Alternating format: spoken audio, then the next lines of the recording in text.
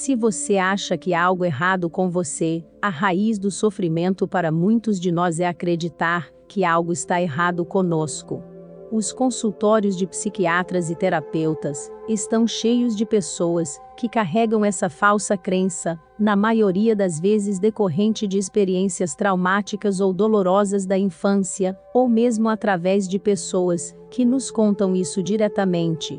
Às vezes, inferimos essa ideia porque fomos maltratados quando crianças, ou não atenderam às nossas necessidades físicas ou emocionais. Talvez tenhamos sido chamados de egoístas, ou maus porque pedimos muito, ou nos disseram que não poderíamos ter o que queríamos, porque não ganhamos ou merecemos. Talvez nos culpássemos pelas brigas ou divórcio de nossos pais, ou pelos problemas que estavam acontecendo em nossa família, porque acreditávamos que era culpa nossa. Nossas pequenas mentes tiraram conclusões, e, para alguns de nós, o abandono de si mesmo tornou-se a solução. Fizemos isso porque pensamos que havia algo de errado conosco, repressão seja bem-vinda, agradar às pessoas, e ser bom menino ou menina. Sem percepção consciente, tentamos ser e fazer o que os outros queriam que fôssemos e fizéssemos, para que nos amassem e aceitassem. Ao fazer isso, escondemos nossa verdade. Também concluímos que não era certo sentir o que estávamos sentindo, então nos asseguramos de suprimir nossas emoções, especialmente aquelas que pareciam proibidas, como raiva ou tristeza. Tudo isso nos desconectou de nossa autenticidade. Muitos de nós vivemos nossas vidas inteiras de acordo com o que os outros nos disseram que precisávamos ser, e nunca fomos ou somos realmente felizes. Por acreditarmos que era errado sermos nós mesmos, alguns de nós criamos sintomas como vícios, depressão, distúrbios alimentares, ansiedade ou até doenças no corpo. Agora, temos mais razões para acreditar que somos maus, ou errados porque podemos pensar que ter esses sintomas prova isso. Dê as boas-vindas a mais ódio de si mesmo. Agora estamos vivendo um grande debate interno. Torna-se uma situação sem saída, e nos voltamos freneticamente para o escapismo, ou criamos mecanismos de entorpecimento e sobrevivência. Pensamos: só posso mostrar o que é bom de acordo com as regras de nossa família e da sociedade, e não posso mostrar o que é mal, que são apenas partes de nós mesmos, que não eram aceitáveis para nossa família ou sociedade. Fazendo isso, nunca experimentamos realmente a paz interior, em vez disso, nos tornamos seres fragmentados. Bem-vindo à vergonha e sombra escondidas. O que é isso? Esconder-se nas sombras é negar, ou renegar partes de nós mesmos que não podemos ver. Nós as empurramos para baixo em nossas sombras, e as colocamos em nossa caixa proibida de abrir. A maioria das pessoas pensa que nossas sombras carregam nossa profunda mágoa e dor, e isso pode ser, mas em nossas sombras também reside nossa autenticidade, nossa amabilidade, nossos dons naturais, talentos e habilidades, nossa criatividade e nossas maiores qualidades. Então, como a ideia de que algo está errado conosco afeta nossas vidas? Se tivermos isso como nossa crença central, podemos criar sintomas como autossabotagem, ansiedade, desamparo, desesperança ou outros sintomas que mencionei anteriormente. Filtramos nossas percepções e pontos de vista pelas maneiras como nos sentimos sobre nós mesmos, e deixamos que esse sentimento crie nossa realidade. Podemos negar nossos verdadeiros desejos e o que realmente nos faz felizes. Às vezes, fazemos isso inconscientemente. No entanto, aparece como procrastinando ou sabotando a si mesmo, ou dizendo que não sabemos do que gostamos, ou como nos divertir e brincar, porque acreditamos que não é correto fazer isso. Podemos ter dificuldade em falar nossa verdade, e pedir o que precisamos nos relacionamentos. Tornamo-nos seres que agradam às pessoas, porque aprendemos que precisamos nos abandonar para ser aceitos, e ser uma boa pessoa. Podemos tentar suprimir, negar ou fugir de quaisquer sentimentos negativos, tristes ou inaceitáveis, porque nos disseram que éramos maus, ou errados por sentir o que sentimos. Se a vergonha estiver em nosso sistema, nunca nos sentiremos uma pessoa boa o suficiente. Podemos até nos sentir como um fracasso, ou podemos compensar, tentando provar que somos bons por meio do sucesso, da fama e do acúmulo, mas no fundo estamos vazios e infelizes.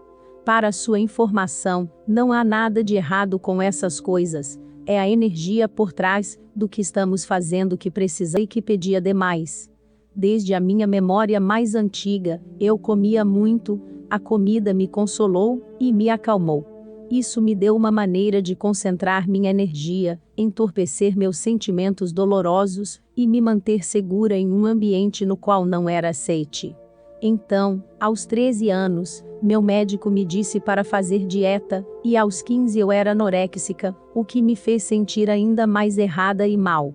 A anorexia era um sintoma decorrente do sentimento e da crença de que eu era indigna, má e errada, e que precisava me privar para ser aceite e amada.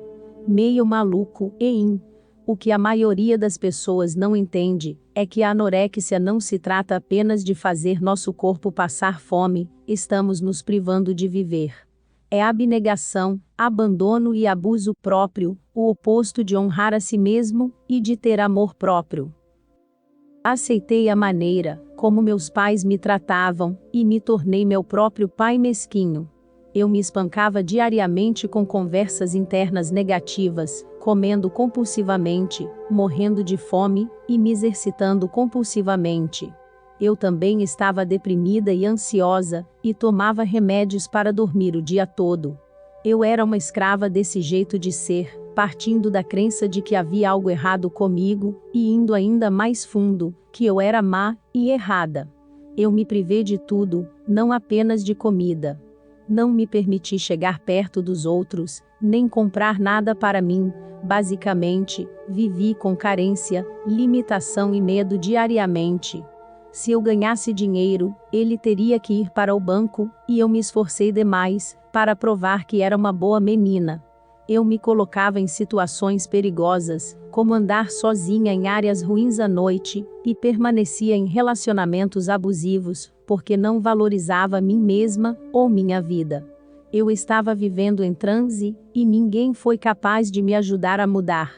Mesmo depois de entrar e sair de vários hospitais e centros de tratamento, e de consultar terapeutas por mais de 23 anos, ainda vivia com uma guerra interna. Agarrei-me firmemente aos modos prejudiciais em que vivia, porque acreditava que merecia ser tratada dessa forma. Foi como aprendi a enfrentar e sobreviver. Então, como as coisas finalmente mudaram? Como cheguei onde estou hoje? Eu finalmente tomei minha cura em minhas próprias mãos, e me encontrei em um caminho espiritual. Não foi até que todos desistiram de mim, e meu corpo começou a realmente a se deteriorar, que decidi aprender a me aceitar, honrar e amar a mim mesma. Foi um processo. Li muitos livros de autoajuda, mas a maioria deles funcionava apenas no nível consciente. Era como se eu estivesse lutando contra minha própria biologia, tentando conscientemente mudar, mas meu padrão de energia não dizia nada. Não comecei a me sentir confortável sendo verdadeira comigo mesmo, e vivendo em meu corpo, até que fui à causa raiz, até que entendi por que estava carregando essa energia internamente. Indo para a causa raiz, o que aconteceu quando eu era mais jovem, fiz contato com minha criança interior, que estava realmente sofrendo e clamando por amor. A doce pequena menina estava com tanto medo, e não se sentia segura, porque ninguém a havia consolado ou avisado que ela estava bem. Ela queria e precisava saber que não era má ou errada e que estava tudo bem, para ela sair e brincar, que ela agora era amada, aceite, apreciada e segura. Ela estava muito magoada, e com raiva, e demorou um pouco, para ela confiar em mim. No entanto, continuei firme, e, aos poucos, comecei a me sentir em paz internamente por meio do amor próprio, e da autoaceitação. E, se, em vez de dar remédio a alguém que realmente não precisa, dermos a receita de que não há nada de errado com ela, E se nós ajudássemos a remover as camadas de condicionamento, as ajudássemos a curar seus traumas e problemas não resolvidos, e lhes dessemos permissão para amar e honrar a si mesmos e abraçar sua autenticidade? E se parássemos de nos julgar e nos tornarmos maus ou errados pelo que somos, e, em vez disso, nos amássemos e nos aceitássemos incondicionalmente, especialmente aquelas partes que não foram ou não são aceites por nossa família ou sociedade? E se víssemos nossa vergonha, insegurança e medo de sermos vistos como partes de nós mesmos, pedindo compaixão, perdão, aceitação incondicional e amor? E se víssemos nossas falhas como aspectos bonitos e valiosos de nós mesmos, e começássemos a encontrar aprovação para aquelas partes de nós mesmos que não eram aceitas pela sociedade? E se passássemos do autojulgamento para a autocompaixão e o amor próprio, e nos permitíssemos sentir o que estamos sentindo?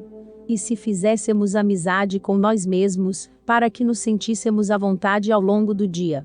Então, não tentamos mais tanto ser alguém aceitável, e, em vez disso, fluímos com nosso coração e alma? E se mudássemos coisas sobre nós mesmos e nossas vidas, porque é um ato de amor próprio, melhoramos porque queremos, não porque precisamos para ser aceitos e amados pelos outros? Se trabalharmos nisso, esperançosamente chegará um momento em que veremos que não precisamos mais nos consertar para ser de uma determinada maneira, de modo que sejamos aceitos pelos outros. E, em vez disso, nos permitimos ser quem somos, nos amamos e nos aceitamos incondicionalmente e mudamos apenas, se quisermos, não porque pensamos que há algo errado conosco. Porque não há. E nunca houve. Gratidão. Namastê.